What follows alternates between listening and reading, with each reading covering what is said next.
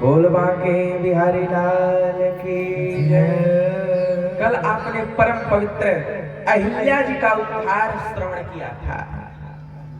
प्रिय भक्तों, जब राम जी ने अहिल्या जी का उद्धार किया तो अहिल्या जी कहती हैं, मुनि श्राप जो दीना अति भल कीन्हा, परम अनुग्रह मैं माना।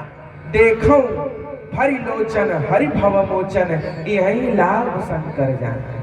अहिल्या जी कहती हैं कि मेरे पति ने मुझे श्राप देकर के अच्छा किया। आपको कोई श्राप दे, आप उनको अच्छा कहेंगी? नहीं। लेकिन अहिल्या जी कहती हैं कि मुझे मेरे पति ने श्राप देकर बहुत ही अच्छा किया। क्यों? क्योंकि यदि मेरे पति मुझे श्राप नहीं देते तो मैं पत्थर की नारी ना बनती, और यदि पत्थर की नारी ना बनती राम, तो तुम मुझे कभी कृपा भरी दृष्टि से नहीं देखते। हे प्रभु, जिन राम जी के चरणों का ध्यान शंकर जी करते हैं, जिन राम जी के चरणों का ध्यान बड़े बड़े योगी मुनि योग करके करते हैं, लेकिन उन चरणों का ध्यान कभी हृदय में नहीं आता, जिनके चरणों से साक्षात गंगा जी प्रकट भई हैं, वही चरण आज मेरे सिर पर है। सोई कृपाल शिव शीस धरी। मैं बहुत बड़भागी हूं, अतिशय बड़भागी चरण न लागी। राम जी, आज मुझसे बड़ा बड़भागी कोई नहीं है, क्योंकि आपके श्री चरण अहिल्या के मस्तक पर विराजमान है। बोल बांके बिहारी लाल की जय। इस प्रकार से भगवान ने अहिल्या का उद्धार करके जनकपुर की ओर प्रवेश किया। चले राम लछे मन मोनि संगा, चले राम लछे, चले राम लछे मन मोनि संगा,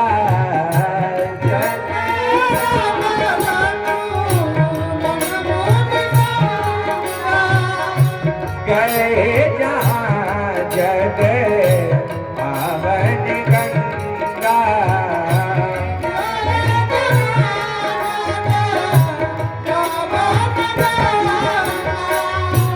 गाधी सुनो सब, गाधी सुनो सब, कथा सुहाई, जेहि प्रकार सुर सरी मैया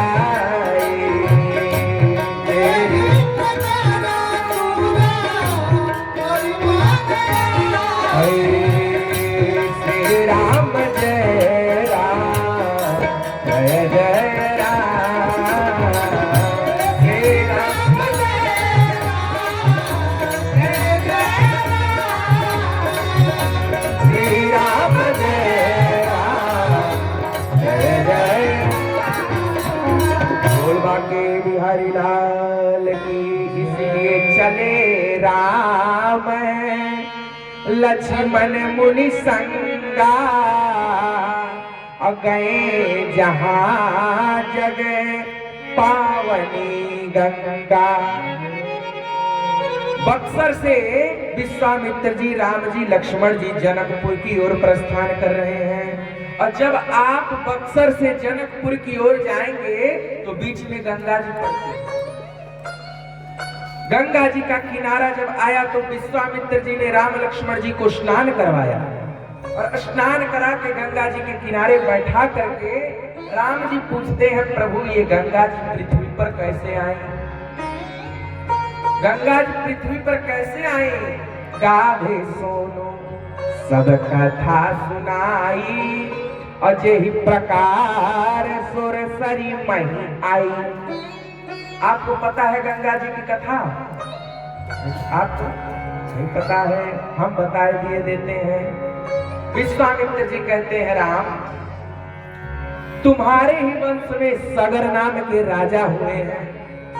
राजा सगर के 60,000 पुत्र थे। कितने पुत्र थे? सगर जी के पिता का नाम था बाहुक। क्या नाम था? बाहुक। बाहुक की 1 करोड़ रानियां, लेकिन एक भी पुत्रवती नहीं। एक रानी का नाम था मदयंती।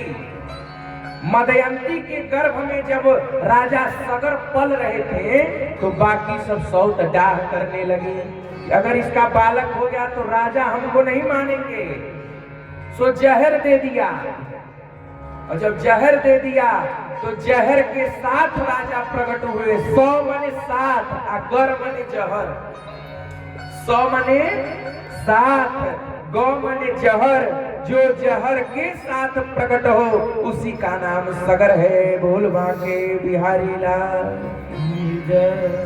राजा सगर के 60,000 पुत्र थे। एक बार राजा सगर अश्वमेध यज्ञ करवा रहे थे तो अश्वमेध यज्ञ का घोड़ा देवराज इंद्र ने चुरा लिया। तम विश्वजैनम दृष्ट्वा मोदमाना महर्षयः कर्माणि कार्यामासु पुरस्कृत्य प्रजापति। विश्वजैनम, विश्व को जीतने के लिए अश्वमेध यज्ञ करा रहे थे तो अश्वमेध यज्ञ का घोड़ा देवराज इंद्र ने चुरा लिया और घोड़ा चुरा करके कपिल मुनि के आश्रम में ले आके रख दिया। अब कपिल जी को पता ही नहीं था कि हमारे आश्रम में चोरी का घोड़ा बंधा पड़ा है। अब लगी खोज, घोड़े का पता नहीं, तो सगर ने 60,000 पुत्रों को चारों दिशाओं में भेज दिया। पूर्व, पश्चिम, उत्तर, दक्षिण, ईशान कोण, आग्नेय कोण, वायव्य कोण, नैऋत्य कोण, चारों दिशाओं में भेज दिया। घोड़ा कहीं नहीं मिला। खोजते खोजते जब कपिल जी के आश्रम में गए तो घोड़ा दिखाई मिल पड़ा। सभी पुत्रों ने कहा, हे कपिल जी, आप तो साधु के भेष में चोर दिखाई पड़ते हैं। अब तो कपिल देव जी क्रोधित हो गए। जब चोर कहा तो कपिल देव ने श्राप दे दिया, जाओ तुम जलकर भस्म हो जाओ। राजा सगर के 60,000 पुत्र जल करके भस्म हो गए, राख हो गए। उनकी आत्मा इधर उधर भटकने लगी, मोक्ष नहीं मिल रहा है। तब नारद जी ने बताया, हे राजा सगर, यदि तुम्हारे पुत्रों की राख का स्पर्श गंगा जी से हो जाए, यदि तुम्हारे पुत्रों की राख का स्पर्श गंगा जी से हो जाए तब तुम्हारे पुत्र को मोक्ष मिल जाएगा। अब गंगा जी को बुलाना है। तो राजा सगर ने तपस्या की, लेकिन गंगा जी पसंद नहीं भई। सगर के पुत्र हुए असमंजस, वो भी तपस्या किए लेकिन गंगा जी नहीं आई। असमंजस के अंशुमान हुए, वो भी तपस्या किए लेकिन फिर भी गंगा जी नहीं आई। अंशुमान के पुत्र दिलीप हुए, उन्होंने भी जीवन भर तपस्या की लेकिन गंगा जी नहीं आए। दिलीप के पुत्र भगीरथ हुए और भगीरथ ने गंगा जी को प्रसन्न किया। गंगा जी बोली चलो। अच्छा, गंगा जी का प्रागट्य कहां से हुआ है? भगवान विष्णु के अंगूठे से गंगा जी निकली है और धरती फट न जाए इसीलिए शिव जी ने अपने जटाओं पर धारण कर लिया। और गंगा जी आई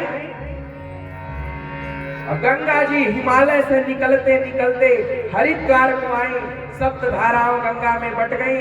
वही गंगा जी प्रयागराज में यमुना जी से मिली। वही गंगा जी बनारस बहते बहते बनारस के रास्ते बक्सर को गई। और ज्यों सगर पुत्रों के राख का स्पर्श गंगा जी से हुआ, यज्जल स्पर्श मात्रेण ब्रह्मदंड हतायपि सगरात्मजा इवं जगमुः केवलम देह भस्मभिः। जो गंगा जी का स्पर्श सगर पुत्रों के राख से हुआ, यज्जल स्पर्श मात्रेण ब्रह्मदंड हतायपि सगरात्मजा इवं जगमुः केवल देह भस्मभिः। मोक्ष मिल गया। बोल गंगा मैया की। तो इस प्रकार से गंगा जी पृथ्वी पर आई तो गाधी सोनु सब कथा सुनाई और जेहि प्रकार सुरसरी मही आई। बोल गंगा मैया की जय। गंगा जी में स्नान करने के बाद राम जी, लक्ष्मण जी और विश्वामित्र जी जनकपुर की ओर चले। बोल मिथिला धाम की जय। मिथिला धाम में प्रवेश कर रहे हैं जनक जी, जनकपुरी में प्रवेश कर रहे हैं। प्रिय भक्तों, गोस्वामी जी लिखते हैं कि जब राम जी, लक्ष्मण जी और विश्वामित्र जी जनकपुर में गए तो बनई वर्णत नगर निकाई। ये जनकपुर कोई मामूली नगरी नहीं है, ये विद्वानों की नगरी है। जनकपुर में शंकराचार्य जी हैं, जनकपुर में शंकराचार्य जी हैं, मंडन मिश्र भी वहीं के। मंडन मिश्र और शंकराचार्य का शास्त्रार्थ आप बहुत प्रसिद्ध है, आप लोग जानते होंगे। वही क्या है, मंडन मिश्र, विद्वानों की नगरी है जनकपुर। बोल बांके बिहारी लाल की जय। प्रिय भक्तों, जब जनक जी को पता चला कि राम जी, लक्ष्मण जी, विश्वामित्र जी के साथ आए हैं, तो जनक जी ने आगवानी की। विश्वामित्र जी को आसन पर बैठाया, चरण स्पर्श किया, चरण पखारा, और उसी समय जनक जी राम जी को देख रहे हैं। और राम जी इतने सुंदर हैं, इतने सुंदर हैं कि जनक जी राम जी को देख करके अपनी सुध भूल गए। भयहु विदेह विदेह विसेखी। बोल बांके बिहारी लाल की। राम जी इतने सुंदर हैं कि जनक जी पूछ रहे। अच्छा, कोई सुंदर बालक आपको दिख जाए, आप जरूर पूछेंगे ये हमें ये। तो जनक जी भी पूछ रहे हैं, कहूँ नाथ सुंदर दो बालक, कहूँ नाथ सुंदर दो बालक, कहूँ नाथ सुंदर दो बालक,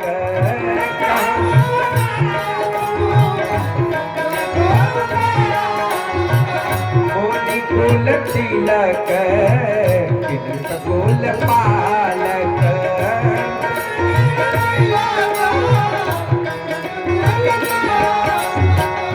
ब्रह्म जो निगम, ब्रह्म जो निगम नेति कही गावा, ओ भय भेष धरी सोया।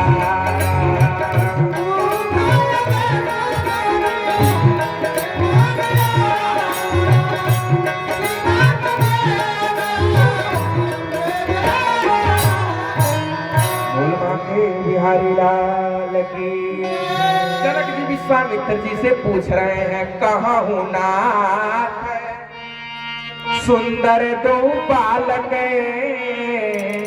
अमुनि कुल तिलक नृप कुल पालक। बताइए ये गुरुवर, बताइए ये दोनों राजकुमार कौन है?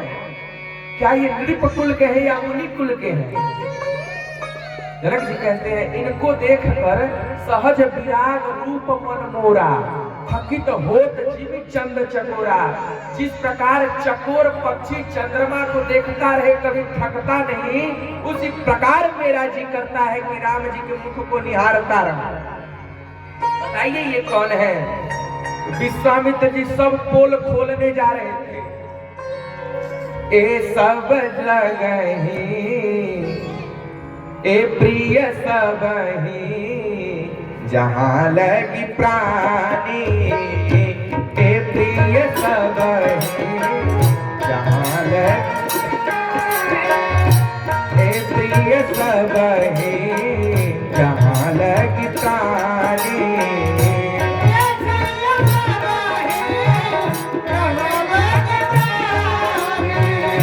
मनु मुस्काई तब सुन बानी,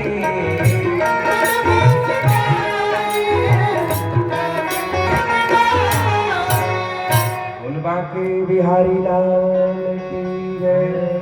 विश्वामित्र जी और जनक जी आपस में बात कर रहे हैं। विश्वामित्र जी सब पोल खोलने वाले थे कि ये राम जी साक्षात ब्रह्म है, लेकिन राम जी ने कहा, विचार किया कि कहीं मेरा पोल न खुल जाए, इसलिए इनको रोकना पड़ेगा, और बीच में बोलना भी ठीक नहीं है। जहाँ दो लोग बात कर रहे हो वहाँ तीसरा नहीं बनना चाहिए। 5 प्रकार के मूर्ख होते हैं। कितने मूर्ख? 5 प्रकार के महामूर्ख। मूर्ख तो सब ही है, लेकिन 5 महामूर्ख होते हैं।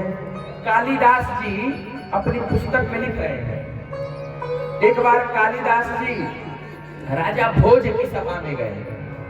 कालिदास जब राजा भोज की सभा में गए, कालिदास संस्कृत के बहुत बड़े विद्वान थे। राजा भोज ने कहा, आइए मूर्ख जी बैठिए। कालिदास ने कहा, मैं इतना बड़ा विद्वान, ये मुझे मूर्ख कह रहे हैं। कालिदास ने कहा, राजा भोज, महामूर्ख 5 प्रकार के होते हैं। 5 महामूर्ख होते हैं। चलो ध्यान से सुनिए, मैच करिएगा अपने से।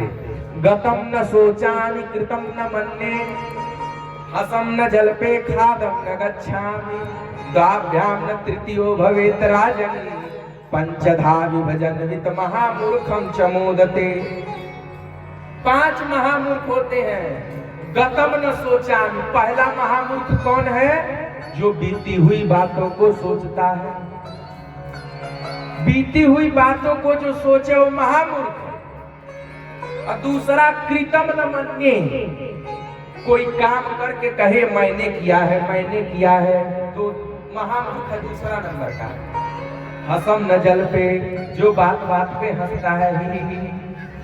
जहां हंसने की बात आए वहां हंसो, लेकिन अब हर बात में हंसो क्यों? इसीलिए जो बात बात में हंसता है वो महामूर्ख है। और चौथा महामूर्ख कौन है? खादम न गच्छामि, जो चलते हुए खाता है, खड़े होकर खाता है। आराम तो भला करे रवि पाचन तो बफर सिस्टम चल। सब ही मूर्ख हैं। बोल बाके बिहारी लाल की जय। अब 5वां महामूर्ख कौन है? द्वाभ्याम न तृतीयो भवेत राजन, पंचधा विभजन वित महामूर्खम च मोदते। 2 लोग बात कर रहे हैं, उसमें टप दे बिना पूछे बोल देना, वो 5वां महामूर्ख है। कालिदास ने कहा, राजा भोज, मुझमें ये 5 गुण नहीं है, फिर तुमने मुझे महामूर्ख क्यों कहा? तब कालिदास जी ने कहा, प्रभु, ये हमारे बगल में जो मेरी पत्नी बैठी हुई है, 5 के 5 अवगुण इसमें भरे हैं। यदि मैं इसे सिखाता तो क्रोधित हो जाती। आपको मैंने महामूर्ख कहा, अपने लक्षण बता दिया, अब ये जान गए। कहने का आशय बस इतना है कि 2 लोग जहां बात कर रहे हो बोलना नहीं चाहिए। राम जी ने भी विचार किया कि गुरुजी बात कर रहे हैं और जनक जी बात कर रहे हैं, यदि मैं बीच में बोलूंगा तो मैं महामूर्ख हो जाऊंगा। तो राम जी अब रोके कैसे? सारा रहस्य खुल भी रहा है। तो राम जी ने हल्का सा मुस्कुरा दिया। सुनु मुस्काही राम सुनु बानी। राम जी ने गुरु जी को देखकर हल्का सा मुस्कुरा दिया। और जब हल्का सा मुस्कुरा दिया, गुरु जी सारा समझ गए। गुरु जी पूरा पोल मत खोल देना, इसलिए गुरु जी चुप हो गए। तब कहने लगे कि हे जनक सुनो, ये दशरथ के पुत्र हैं। मम हित लागी नरेश पठाए, ये दशरथ के पुत्र हैं। यज्ञ की रक्षा के लिए राजा दशरथ ने मुझे इनको दिया। अब देखिए, कोई भी छोटा सा बालक हो, उसको 1 घंटा 2 घंटा कहीं रखेंगे तो उसको अच्छा नहीं लगेगा। मन में यही होगा कि थोड़ा बाहर घूम ले। होगा कि नहीं होगा? तो राम जी और लक्ष्मण जी कितने का भी बालक स्वभाव है। तो राम जी का मन हुआ कि जब जनकपुर हम घूम आए, राम जी की इच्छा हुई कि हम जनकपुर घूम आए थोड़ा सा। लेकिन राम जी ने विचार किया, गुरु जी से कहे कैसे, गुरु जी से कहे कैसे। इसीलिए राम जी ने कहा कि हे गुरु जी, लक्ष्मण जी का नगर घूमने का मन कर रहा है। अब मन कर रहा है राम जी का, कह रहे लक्ष्मण जी को, कह रहे गुरु जी लक्ष्मण का मन कर रहा है नगर घूमने का। लक्ष्मण जी बोले, भैया मैंने कब कहा? राम जी बोले, चुप रहो। गुरु जी ने आज्ञा दे दिया, जाओ नगर घूम आओ। गोस्वामी जी कहते हैं कि राम जी और लक्ष्मण जी जनकपुर की गलियों में गए और जैसे ही जनकपुर के लोगों को पता चला कि राम लक्ष्मण घूमने आए हैं, देखन नगर भूप सब आए, देखन नगर समाचार पूरे आसीन पाए।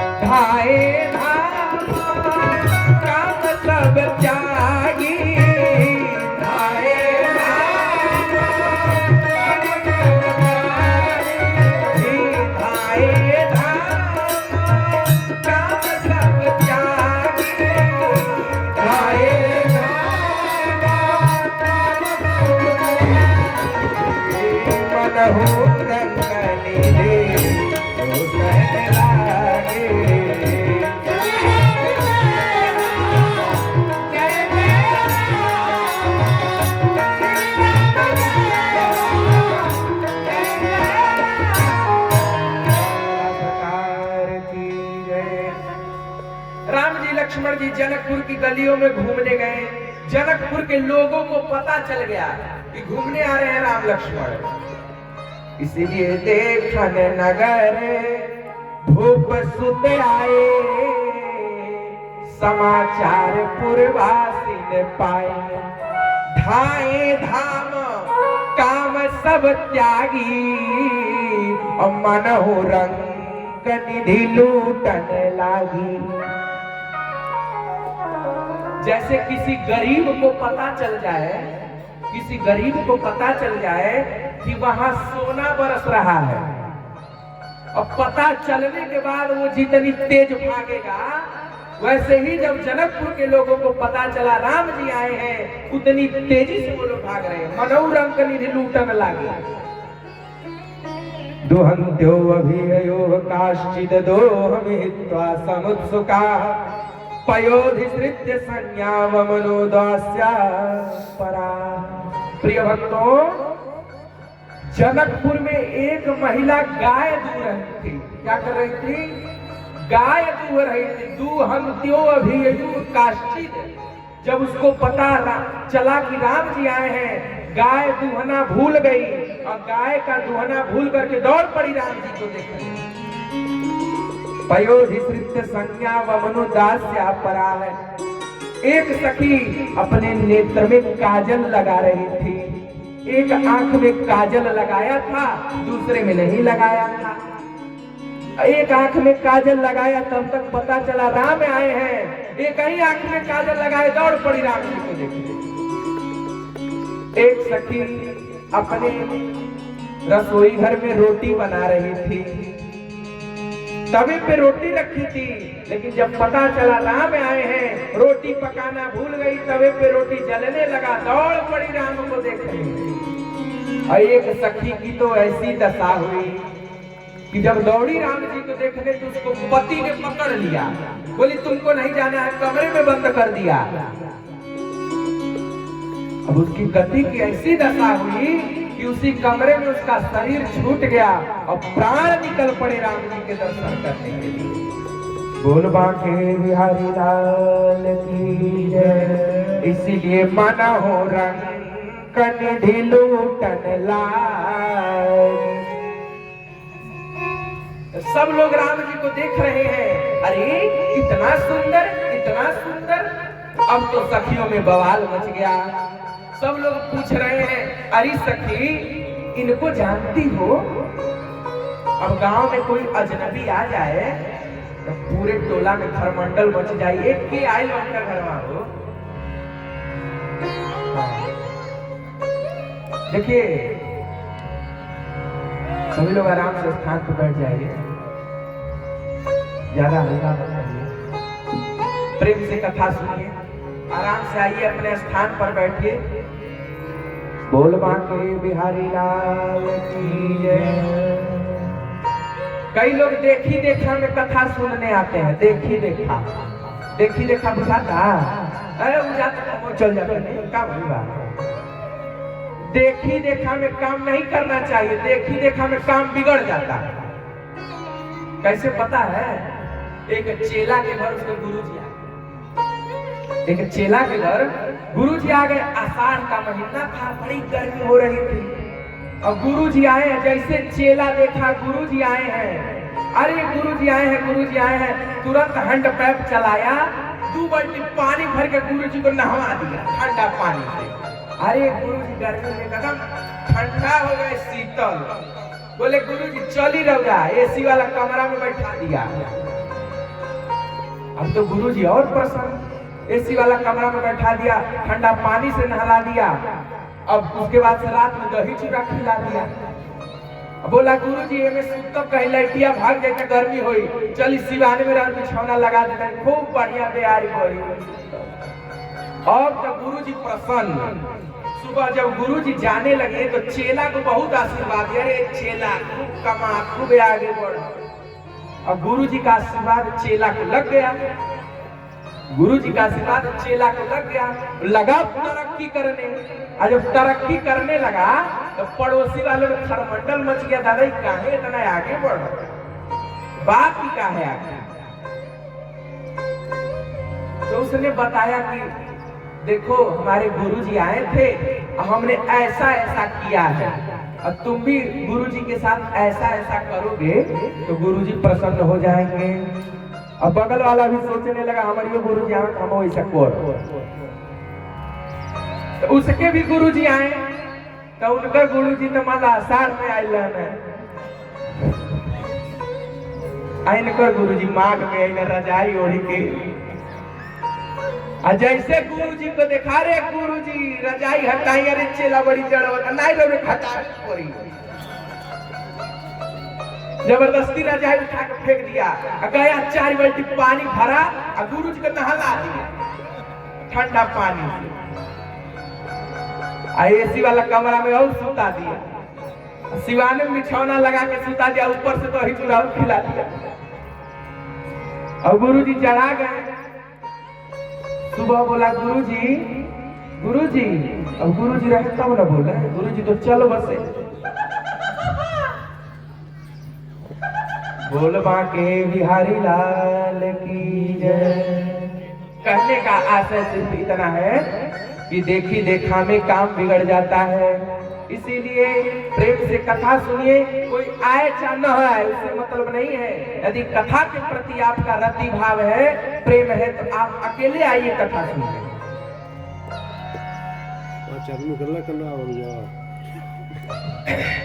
प्रिय भक्तों, जब राम जी और लक्ष्मण जी जनकपुर की गलियों में घूम रहे थे तो सारी जनकपुर की नारियां, माताओं की बहुत खराब आदत होती है, बहुत खराब। केहू जो आए कहे अरे क्या आई, पूछने लगेंगी। अब जनकपुर की नारियां एक दूसरे से पूछ रही हैं, अरे सखी क्या तुम इनको जानती हो? दूसरी सखी बोली मैं नहीं जानती। तो दूसरी सखी तीसरी से पूछती है, अरे सखी तुम इनको जानती हो? बोली मैं भी नहीं जानती। तो तीसरी चौथी से पूछी, तुम इसको जानती हो? चौथी बोली हम एक एक कहकर बापों के जानते। अच्छा हाँ, तो कौन है? तो सखी कह रही है, ए दो दशरथ के ढोटा, ए दो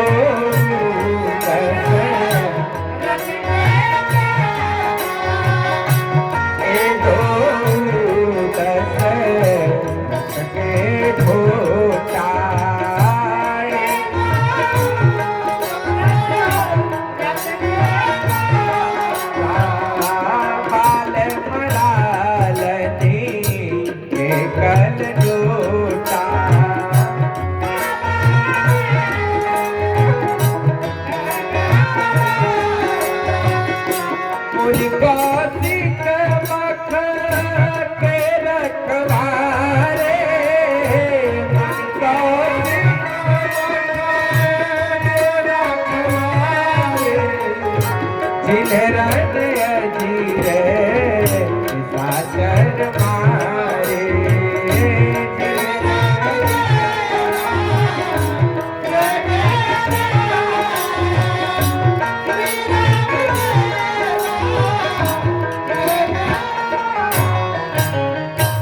सखी कहती है ए दो दस रथ के ढोटा और बाल मरालनी के कले जोटा। बोली सुनो, ये दशरथ के पुत्र है। ढोटा मने पुत्र, ढोटा मने अयोध्या की भाषा में पुत्र को बोलते हैं ढोटा। ये दो दशरथ के ढोटा मने लड़के, ये दशरथ जी के पुत्र हैं। बाल मरालनी के कलजोटा, सुंदर बाल हंस के जोड़े हैं। अच्छा हाँ, इनकी माता का क्या नाम है? तो इनकी माता का नाम कौशल्या है। तो फिर एक बार और पूछ रही है, इनके पीछे जो गोरे बदन वाले हैं, गौर किशोर पेशोवर काछे,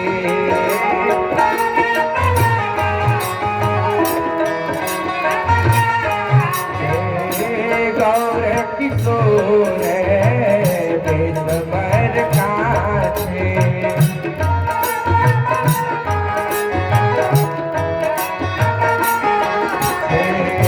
कर सर धनुष राम के पाछे,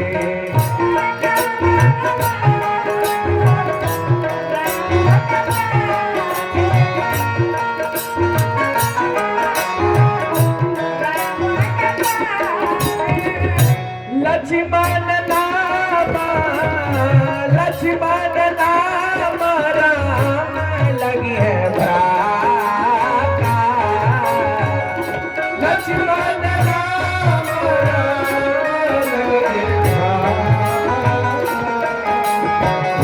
सुन सकता सुमित्रा माता,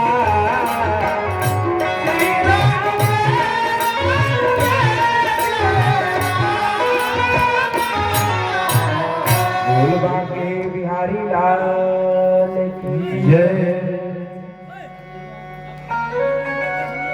सखी ने कहा, सखी ये जो राम जी के पीछे धनुष लेकर के चल रहे हैं, इनका क्या नाम है?